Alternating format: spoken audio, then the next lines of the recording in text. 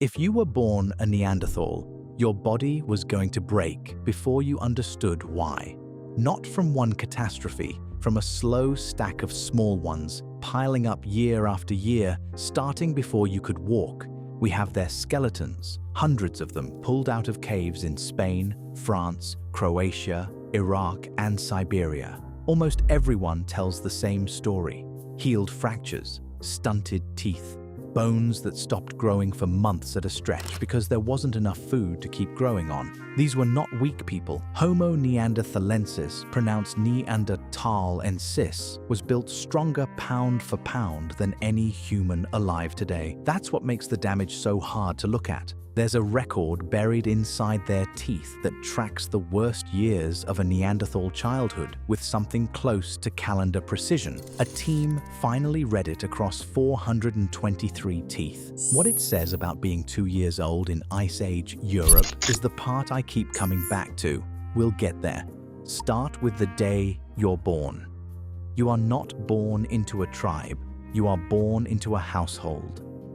In 2022, geneticists published DNA from 13 Neanderthals recovered from 2 caves in the Altai Mountains of southern Siberia. 11 of them came from a single site called Chagirskaya Cave, pronounced Chagirskaya. Among them, a father and his teenage daughter, a boy and an adult woman who shared a grandparent, so possibly an aunt, possibly a cousin. They lived and died around the same time, roughly 54,000 years ago, and the entire community appears to have numbered around 20 people. 20. That's a large family reunion. That was the whole world. Picture the room you're sitting in, and picture every person you will ever meet standing in it. There is no next town over. There is no stranger. Every face you see between your first day and your last belongs to somebody whose voice you already know. The birth itself was no gentler than yours. Neanderthal adults carried brains averaging slightly larger than modern human brains, and their newborns arrived with heads to match, pushed through a pelvis that was broad but not infinitely so. It was a squeeze, and it was dangerous, and if something went wrong, there was nobody in that cave who could do a thing about it. Their genomes carry the fingerprint of that isolation. Up to a third of each individual's DNA sat in long, identical stretches. That's the signature you get when the pool of available mates stays very small for a very long time. Geneticists see the same pattern in mountain gorillas, which live in troops of fewer than 20 and are currently classified as endangered. They knew, in whatever way a group knows things, that this was a problem. The genetic evidence points to daughters leaving to join other groups while sons stayed put. Females moved, males didn't. It's the oldest documented marriage custom on Earth, and it was running against a mathematical current nobody in that cave could see. Now step outside the cave, because the second thing waiting for you is the weather. For most of the roughly 350,000 years Neanderthals existed, Europe was locked in an ice age or sliding toward one. Glaciers reached down into what is now Germany and Poland. Winter across much of their range ran colder than a Minnesota January, and there was no such thing as going inside to warm up. Fire helped. Hides helped. Neither one runs on a thermostat, so their bodies became the furnace. Short forearms and shins to shorten the distance blood has to travel.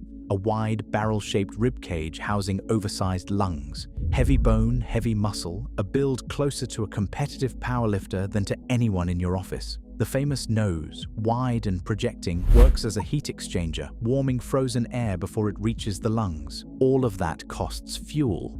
Estimates put a Neanderthal's daily requirement during a European winter as high as 4,500 calories. A modern adult man is generally advised to eat around 2,500. That's nearly double, and there were no calories anywhere on that continent except inside other animals. Which brings us back to the teeth. Enamel is one of the few tissues in your body that never repairs itself. It gets laid down in your childhood in daily increments, and then it is finished forever. When a child gets sick or starves or runs a long fever, enamel production stutters, and that stutter freezes into a horizontal groove across the tooth. The technical term is enamel hyperplasia, pronounced hypoplasia. In practice, it's a scar with a timestamp. In 2024, Laura Limmer, Serene El-Zatari, and their colleagues examined 423 Neanderthal teeth from 74 individuals. They set them against 444 teeth from Homo sapiens of the same era. They were after the timing. Both species were scarred at about the same rate, so Neanderthal childhood was not uniquely brutal in the raw count. The difference showed up in the timing, and the timing is what stays with you. Among the Homo sapiens children, the damage clustered around ages 1 to 3, the window when a child is being weaned off breast milk. Then it dropped off. Whatever those groups were doing to feed a newly weaned toddler, it worked. In the Neanderthal children, the damage started around age 1 and then kept climbing. It peaked between ages 2 and 4, after weaning was already over. The most dangerous stretch of a Neanderthal life was not being taken off the breast. It was everything that came next. A modern human toddler got handed something. A Neanderthal toddler got handed the same food as everyone else, and their teeth recorded what that felt like. The researchers are careful here, and so am I. Enamel defects log stress without naming its source. Illness, infection, injury, and hunger all leave the same groove, but the pattern holds across 74 individuals scattered over tens of thousands of years. The leading interpretation points to the Upper Paleolithic humans, meaning the modern humans of the later Ice Age. They appear to have had ways of feeding a small child that Neanderthal groups either lacked or couldn't afford. If you survived that, childhood didn't get gentler, it got shorter. There is a detail in Neanderthal front teeth that I still find unsettling.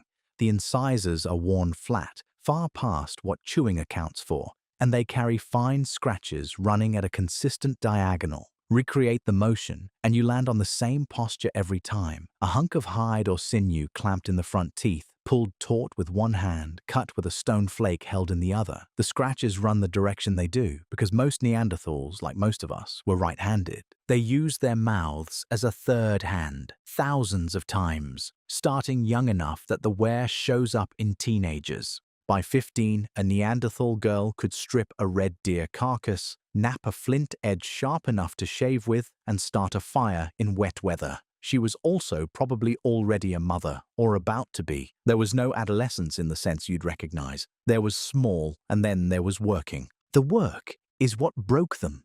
Neanderthal spears were built for thrusting, not throwing. We have a direct example.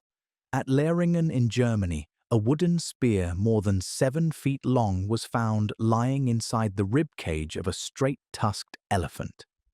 Males of that species stood 13 feet at the shoulder and weighed north of 13 tons. Somebody walked up to that animal and pushed. Stand where that hunter stood. You're close enough to smell the animal, close enough that when it shifts its weight, the ground moves under your feet. In your hands is a fire-hardened wooden shaft with a stone point lashed on using birch tar. Somebody in your group cooked that glue out of bark at a temperature they had no way to measure and got it right anyway. There is no throwing it and running. The whole design of the weapon assumes you'll be within arm's reach of something the size of a delivery truck when it decides what to do about you. At Neumark Nord, pronounced Neumark Nord, also in Germany, archaeologists have documented the butchered remains of roughly 70 straight-tusked elephants. Neanderthals killed and processed them across about 2,000 years, starting 125,000 years ago. That is not a lucky scavenge. That is an industry. Hunting that way, at arm's length against animals that outweigh you 100 times over, leaves a mark. Eric Trinkhaus, who has spent a career reading Neanderthal bone, has noted that essentially every reasonably complete Neanderthal skeleton over 25 carries at least one healed fracture. In 1995, Trinkus and Thomas Berger published the comparison that made this famous. Neanderthal injuries cluster in the head, neck, and arms, with relatively few in the legs and hips. They searched modern injury data for a matching profile and found it in professional rodeo riders, people who get thrown and stomped by furious animals for a living. The image was irresistible, and it turned out to be shaky. By 2012, Trinkhaus himself said the rodeo comparison should be qualified or simply retracted. A 2018 study in Nature found that Homo sapiens living in the same period carried cranial trauma at similar rates. Later work matched the Neanderthal injury profile just as well to modern water tubing accidents, which nobody thinks tells us anything about life in the Ice Age. What survives the collapse of the theory is the raw data. The fractures are real. The healing is real.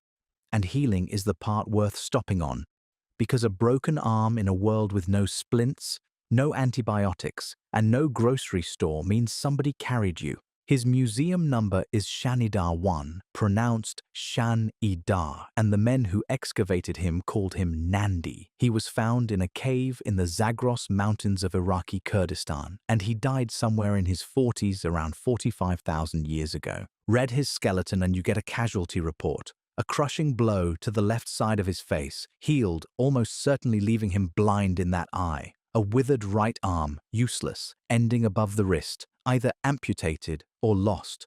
Bony growths choking both ear canals, which would have left him substantially deaf. Arthritis, a damaged right leg that gave him a limp. He lived years like that. Half blind, half deaf, one-armed, in a landscape with cave lions and cave hyenas in it. He could not have hunted. He could not have defended himself. He almost certainly could not have processed his own food. Somebody fed him anyway, for years, in a group that could barely feed itself. That is the thing about Neanderthal life that the word brutal keeps flattening. It was brutal. It was also demonstrably not indifferent. They talked too. In 2021, a team led by Mercedes Conde Valverde built virtual models of the tiny ear structures preserved in Neanderthal skulls and ran the acoustics through a computer. Their hearing was tuned to the same narrow bandwidth ours is, the range that carries consonants, the sounds that separate one word from another. Ears like that develop to receive speech. We will never know what the language sounded like, but that cave was not a quiet place. Feeding a man who couldn't feed himself was harder than it sounds, and not for the reason you'd guess. Chemical signatures locked into Neanderthal bone put them on the same rung of the food chain as wolves and hyenas. They ate meat the way a wolf eats meat, except a body cannot run on lean meat. Push protein past roughly a fifth of your daily calories, and your liver can't clear the nitrogen fast enough. You get nauseous, then weak, then you starve while eating. Arctic explorers called it rabbit starvation after living on lean game and wasting away with full stomachs.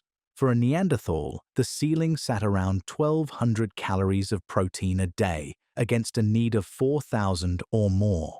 The gap had to be closed with fat, and fat is not evenly distributed in an animal. In hard winters, it drains out of the muscle and hides in the bone. So, at Neumark Nord, Neanderthals hauled bones to a lakeside site, smashed them, and boiled them to skim-rendered grease off the water.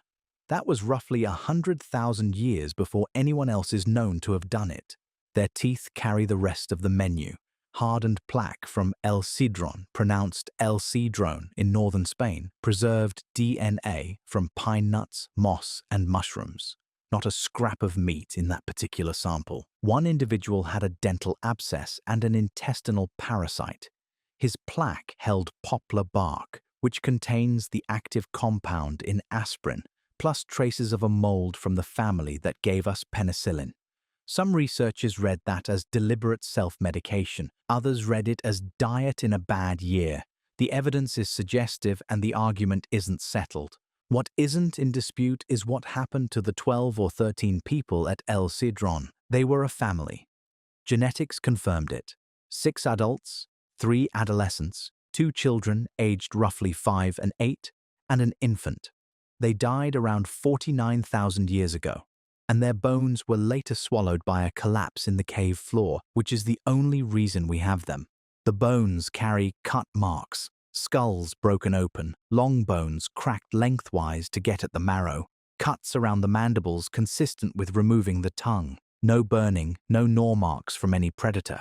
The damage was done by stone tools held in Neanderthal hands. The teeth of the victims show heavy hypoplasia, which means these people had been going hungry long before the end. This was not the only time. At Goyet Cave in Belgium, pronounced Goye, 6 Neanderthals were butchered around 45,000 years ago, 4 young women and 2 children. There is a temptation to read savagery into this, and it's the wrong read. These events cluster around periods of rapid climate swing, when large game thinned out and there was nothing left to eat. Being born a Neanderthal meant being born into a world where a cold decade could turn your neighbors into a calorie source and could turn you into one. Say you dodged all of it. The odds were still against a long life. Of the Neanderthal skeletons we can age, only about a quarter made it into their 40s, and the same is true of the Homo sapiens who lived alongside them. Nobody grew old in the Pleistocene, the long Ice Age stretch that ran until about 11,000 years ago.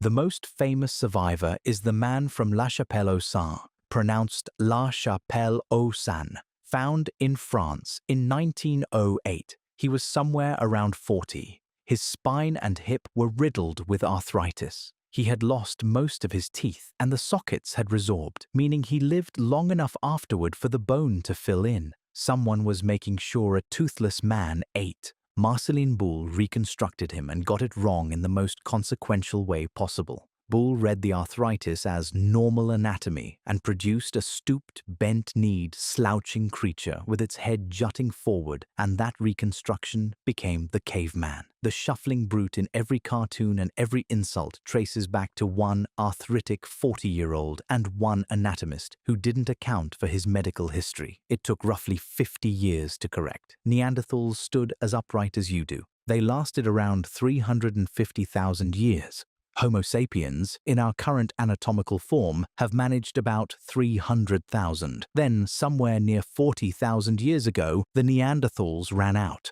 There is no single killer. Small populations, low genetic diversity, violent climate swings, and competition with a species that arrived carrying wider social networks and longer supply lines of favors and information. Any one of those is survivable. All of them at once, in groups of 20, is a math problem with no solution. Some of the latest Neanderthal sites we know of sit in southern Iberia and along the Mediterranean coast, the far, warm corner of the continent. They were pushed to the edge of the map and then off it. They didn't vanish cleanly, though. If your ancestry runs outside sub-Saharan Africa, roughly 1 to 2% of your genome is Neanderthal. Genes affecting your immune response, your skin, your hair, how your blood clots, how you handle cold.